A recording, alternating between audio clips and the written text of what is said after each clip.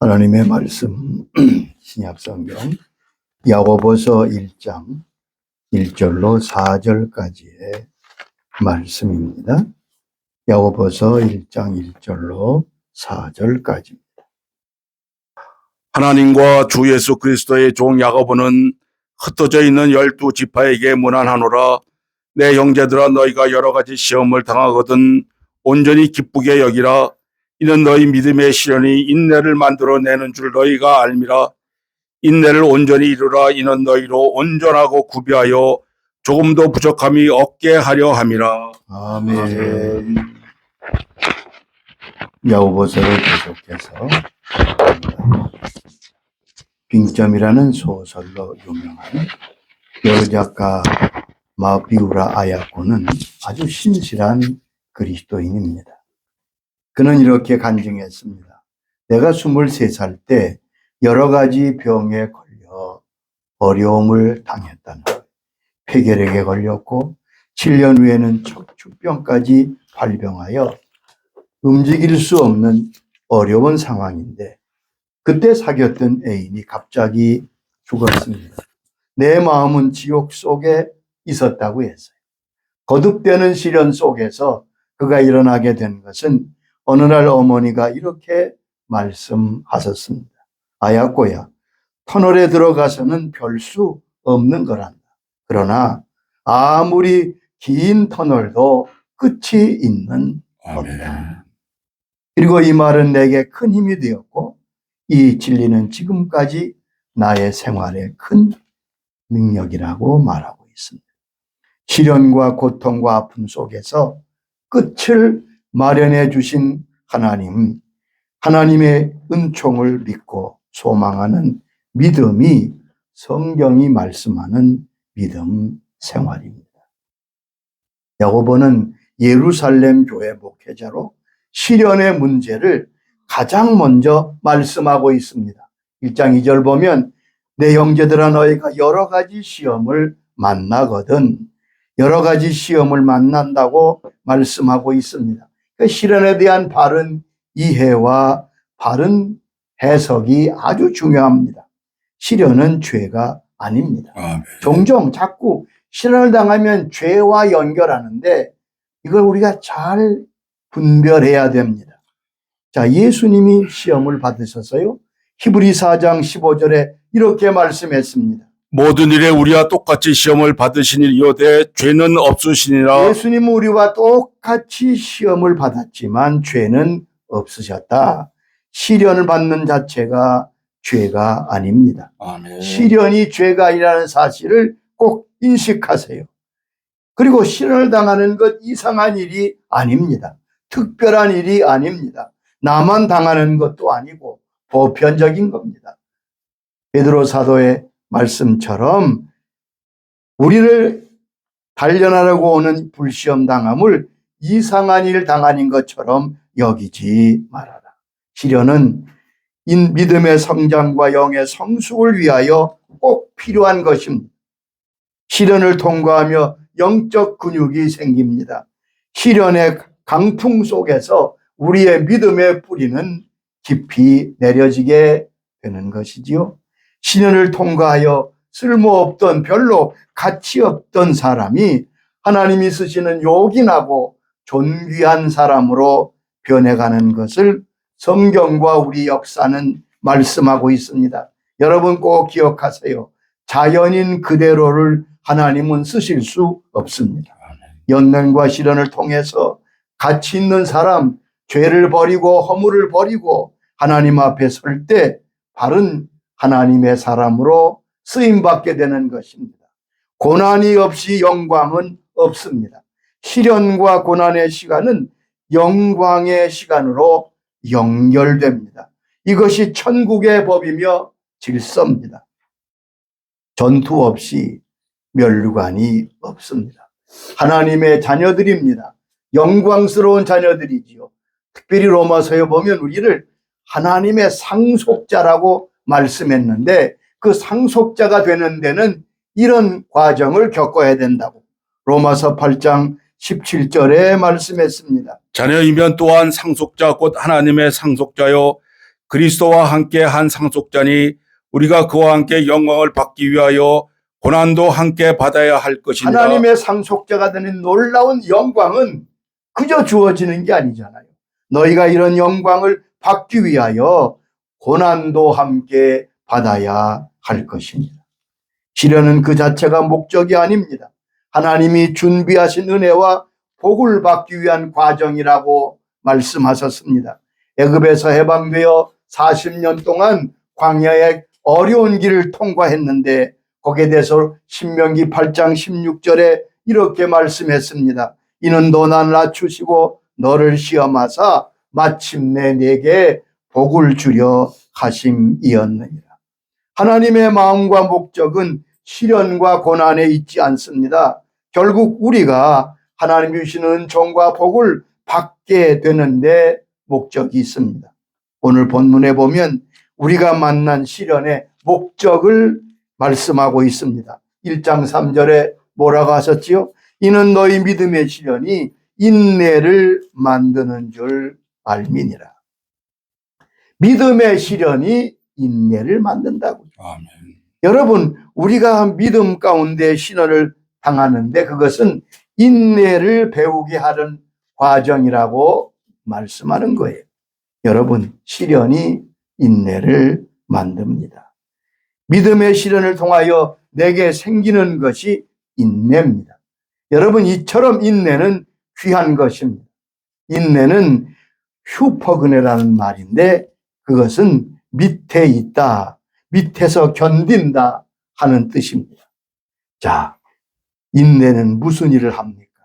여기 보면 너희가 인내를 온전히 이루게 되면 부족함이 없게 된다고 4절에 말씀하고 있습니다.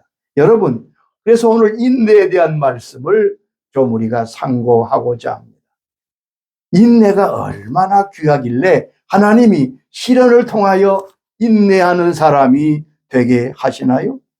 성경은 인내와 참음과 견딤에 대하여 다음과 같이 우리에게 말씀하고 있습니다. 첫째, 말씀의 씨앗이 결실하려면 인내의 과정이 있어야 된다고 누가복음 8장 15절에 말씀하셨습니다. 좋은 땅이 있다는 것은 착하고 좋은 마음으로 말씀을 듣고 지켜 인내로 결실하는 자니라. 씨 뿌리는 부위에서 좋은 땅에 떨어져야 그 씨가 열매를 맺잖아요. 그런데 예수님은 이렇게 말씀했습니다. 좋은 땅에 뿌려졌다는 것은 착하고 좋은 마음으로 말씀을 받고 지키어 인내로 결실하는 자니라. 말씀을 듣지요. 말씀에 순종하지요.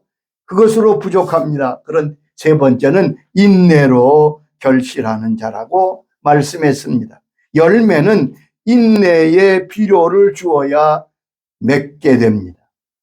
자, 우리가 과실이 아름답게 열려서 보기가 좋습니다. 그런데 과손하신 분들에 의하면 과일이 맛있는 과일로 성숙하여 진짜 좋은 과일이 되려면 마지막 주는 비료가 있다고 합니다. 그 마지막 비료를 줘야 아름답게 생겼지만 그 비료를 통하여 맛이 들고 성숙한 과일이 완성되는 것입니다. 이처럼 말씀의 씨앗이 자라서 열매가 되려면 마지막 과정이 바로 인내의 비료가 필요한 것입니다. 아멘. 인내로 결실하게 된다고. 인내하며 기다려야 열매가 되고 결실이 된다는 말씀입니다. 그 대표적인 사람이 아브라함 아니에요? 75세 때 고향을 떠날 때 하나님이 아들을 주시고 하늘의 별처럼 땅의 바다의 모래처럼 주시겠다고 말씀하셨습니다. 그러나 그 말씀이 결실하여 열매를 맺기까지는 25년의 세월이 필요했습니다.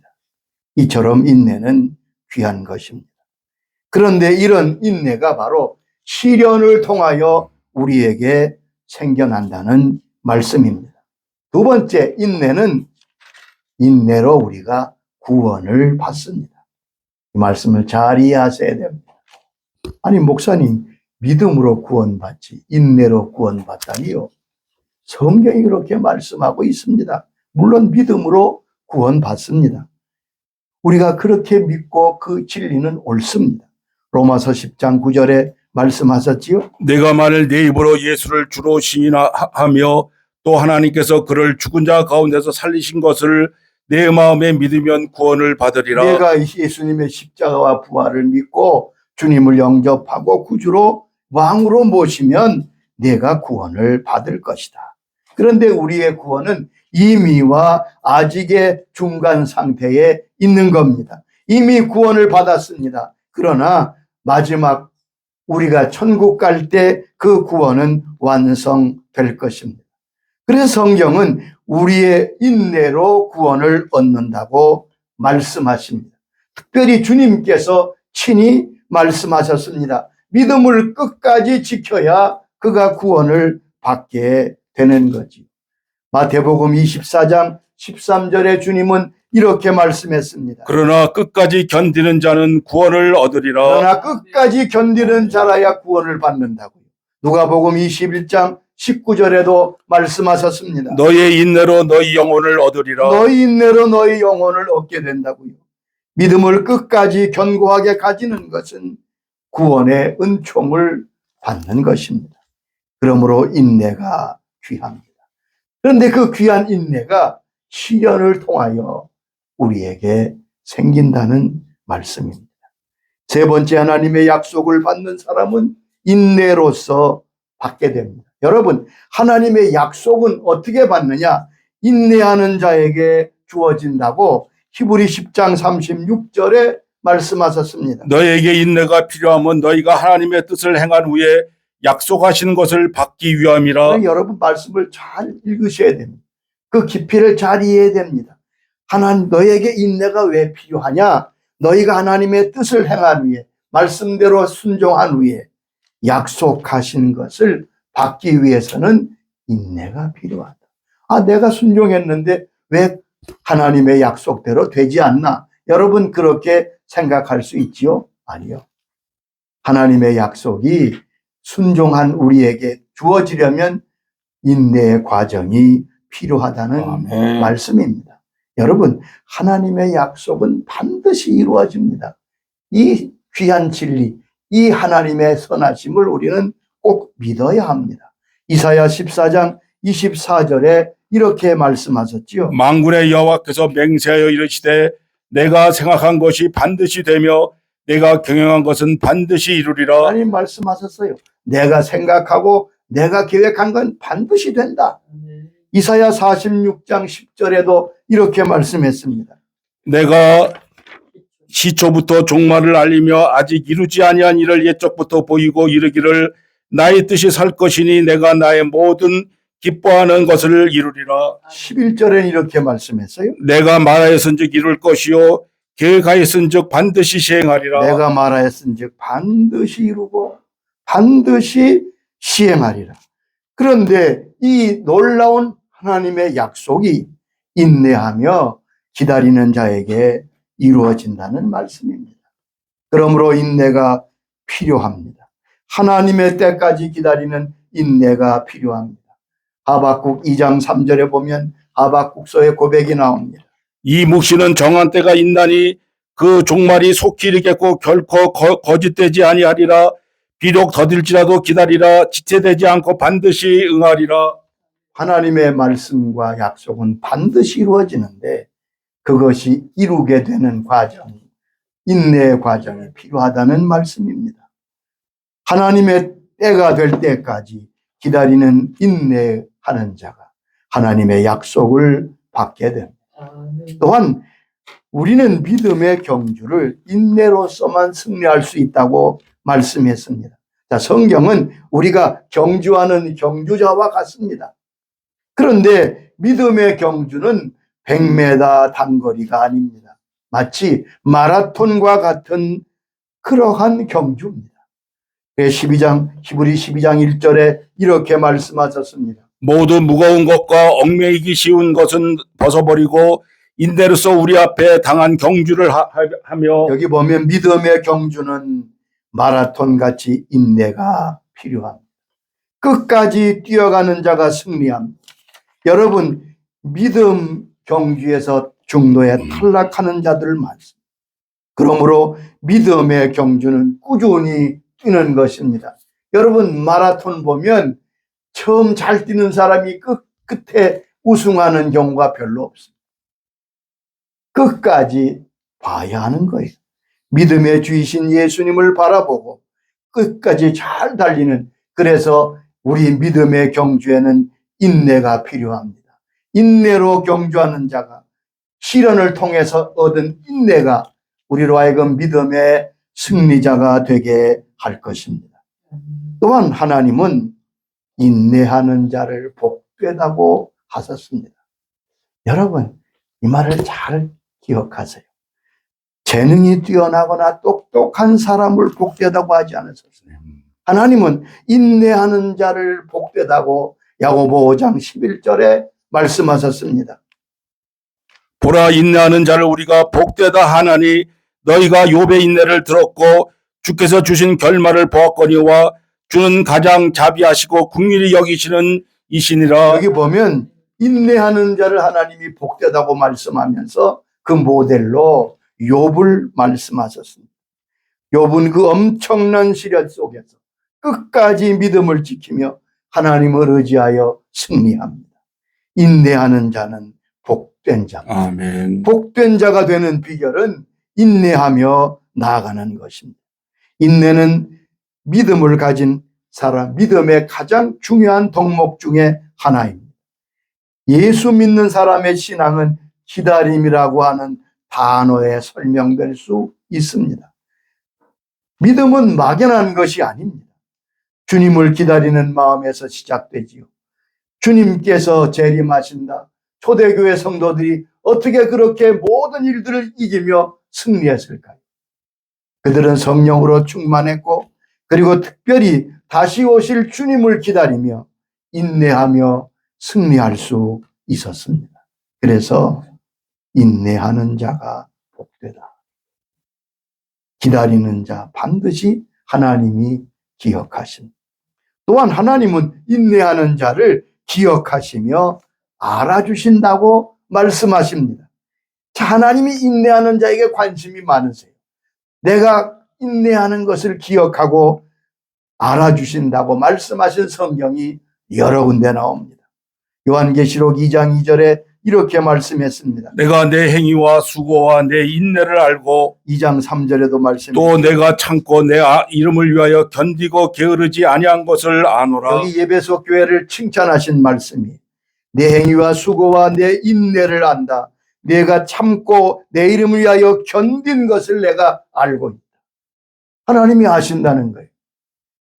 요한계시록 3장 10절에는 이런 칭찬도 있습니다. 내가 나의 인내의 말씀을 지켰은즉 내가 또한 너를 지켜 시험의 때를 면하게 하리니 이는 장차 온 세상에 임하여 땅에 거하는 자들을 시험할 때라. 필라델피아는 약한 교회입니다. 능력도 별로 없습니다. 그런데 이렇게 말씀했죠. 내가 나의 인내의 말씀을 지켰은즉 아멘. 내가 너를 지켜줄 것이다. 주님은 그의 자녀의 인내를 얼마나 귀하게 보시는지 알 수 없습니다. 베드로전서 2장 20절에는 이렇게 말씀하십니다. 죄가 있어 매를 맞고 참으면 무슨 칭찬이 있으리요. 그러나 선을 행함으로 고난을 받고 참으면 이는 하나님 앞에 아름다우니라. 여기 저희가 선을 행하다가 억울함을 당하고 핍박을 만나면, 그리고 참으면 이는 하나님 앞에 아름다우니라.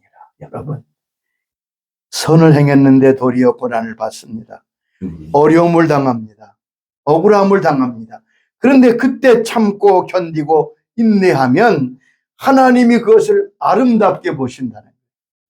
여러분, 이런 말씀을 좀 잘 기억하세요.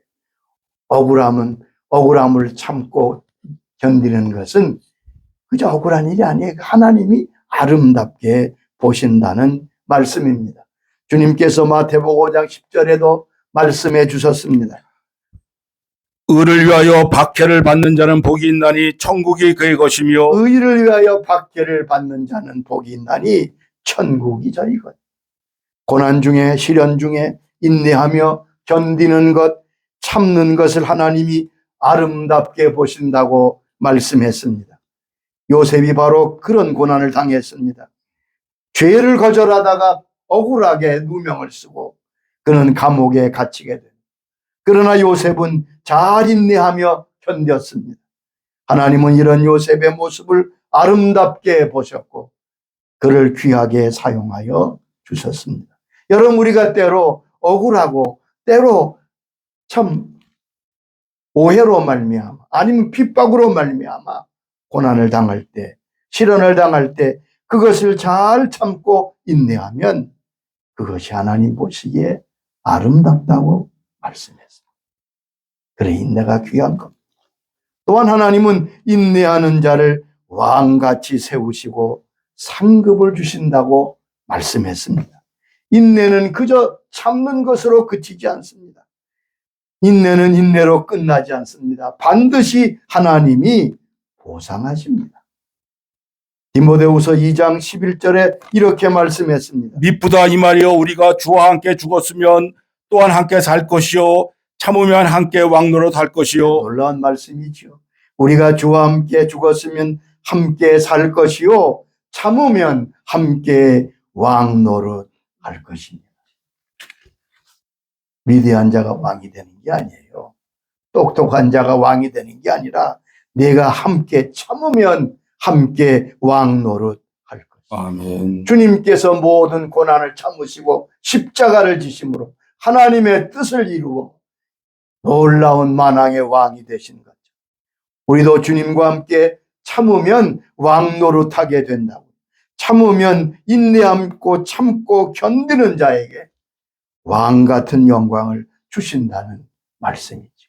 야고보 1장 12절에는 똑같은 보상의 말씀을 하십니다. 시험을 참는 자는 복이 있나니 이는 시련을 견뎌낸 자가 주께서 자기를 사랑하는 자에게 약속하신 생명의 멸류관을 얻을 것이라. 여기 보면 시험을 참고 견디면 생명의 멸류관을 얻게 될 것입니다. 아멘.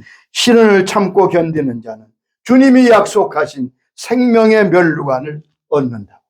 믿음에 있는 멸류관을 받는 은총이며 축복입니다. 그래서 여기 1장 2절에 너희가 여러 가지 시험을 만나거든 온전히 기쁘게 여려는 말씀이 바로 그 의미입니다. 시련을 잘 참고 견디면 하나님은 반드시 멸류관을 주시기 때문입니다. 아멘. 생명의 멸류관으로 나아가는 길이 바로 시련을 견디는 겁니다. 그래서 내가 시련을 당하면 내가 복되다 그렇게 생각하시는 것이 믿음의 사람의 생각입니다. 자, 그러면 우리가 어떻게 시련 가운데 인내를 배울 수 있습니까?